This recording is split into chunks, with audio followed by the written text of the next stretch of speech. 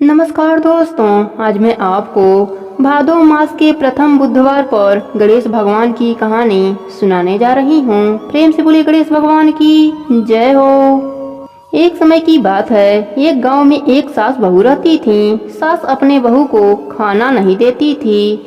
बहू रोज नदी पर पानी लेने जाती, जाते समय घर से आटा ले जाती, नदी से पानी लाती, पंसारी के दुकान से गुड़ और घी खरीद लेती और शमशान की चिता पर रोटियां सेकती। रोटी चूड़कर घी को डालकर चूरमा बनाती, पासी मंदिर में गणेश जी की पूजा करके भोग लगा देती थी और फिर खुद खा लेती थी। ऐसा करते करते काफी दिन हो गए। गणेश जी को यह सब देखकर बड़ा ही आश्चर्य हुआ और उन्होंने अपने नाक पर उंगली चढ़ा ली। बहू तो घर आ गई। दूसरे दिन मंदिर के पट खुले तो लोगों ने देखा कि गणेश जी के मुंह में तो उनका उंगली है।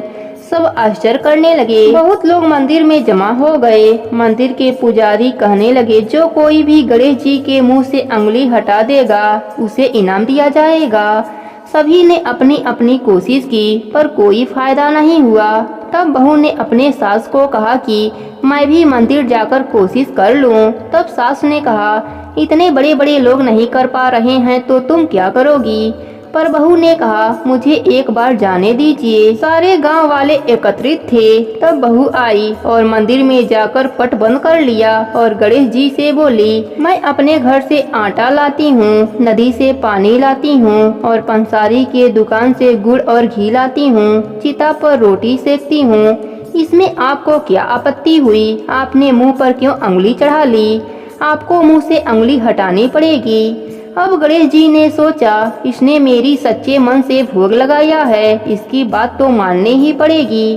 और फिर गणेश जी ने अपने मुंह से उंगली हटा ली। बहू मंदिर की दरवाजा खोली तो लोगों ने देखा गणेश जी ने उंगली तो हटा लिया है। गांव वाले कहने लगे कि बहू, तुम क्या जादू टोना जानती हो? कैसे गणेश जी ने अपने मुंह से अपनी उंगली हटा ली? तब बहू ने कहा कि मेरी सास मुझे भोजन नहीं देती है। तब मैं घर से आटा लाती हूँ, नदी से पानी लाती हूँ और पंसारी के दुकान से घी और गुड़ लाकर चिता पर रोटी सेकती हूँ, फिर उसको चूरमा बना देती हूँ।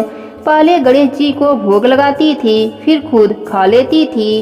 इसलिए गणेश जी को आश्चर्य हुआ था और उन्होंने अपने मुँह पर उंगली रख ली थी। अब मैं उंगली हटवा दी हूँ। सास बहू की भक्ति देखकर बहू से क्षमा मांगने लगी। बहू पर गणेश भगवान की कृपा हुई। उसके घर में अन्न धन का भंडार भर गया। हे गणेश जी महाराज, अपने सभी भक्तों पर ऐसे ही अपनी कृपा बनाए रखना। प्रेम से बोले गणेश भगवान की जय हो। एक समय की बात है, एक नगर में दो व्यापारी दो बैलगाड़ियों में अलग अलग सामान लाद कर बेचने जा रहे थे। एक के गाड़ी में नमक और खाड़ था तो दूसरे के गाड़ी में मिश्री और मेवा था। दोनों बाजार में बेचने के लिए निकले। रास्ते में गणेश जी का मंदिर पड़ा। उस समय गणेश उत्सव चल रहा था। दोनों अपने बैलगाड़ी पर से ही गणेश जी को सर झुकाया। गणेश जी तो नटखट हैं, कब किसे अपनी कृपा दे दें यह तो भक्त पर निर्भर होता है। फिर क्या था, गणेश जी ने एक बालक का रूप धरा और मेवे मिश्री वाले गाड़ी वाले से पूछा कि तेरी गाड़ी में क्या है, थोड़ा मुझे भी खिलाएगा। गाड़ी वाले ने कहा, मेरे गाड़ी में नमक और खाड़ है। गणेश जी ने कहा, ठीक है। फिर दूसरी गाड़ी वाले से कहा, तुम्हारे गाड़ी में क्या है, थोड़ा सा खिलाएगा।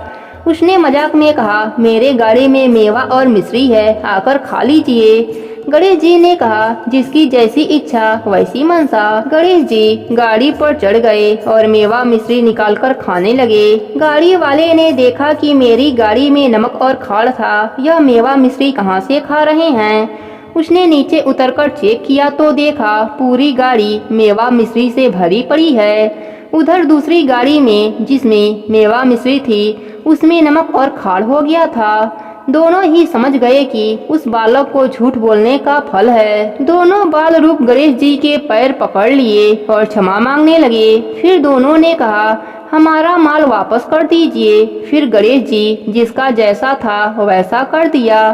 फिर दोनों खुशी खुशी वापस आ गए। उन दोनों को ही गणेश भगवान की कृपा प्राप्त हो गई। गणेश जी की कृपा से उनका घर अन्न धन से भर गया। हे गणेश जी महाराज, जैसे आपने उन दोनों बैलगाड़ियों के ऊपर अपनी कृपा करी, वैसे ही हम सब पर भी अपनी कृपा दृष्टि बनाए रखना। प्रेम से बोले गणेश भगवान की जय हो।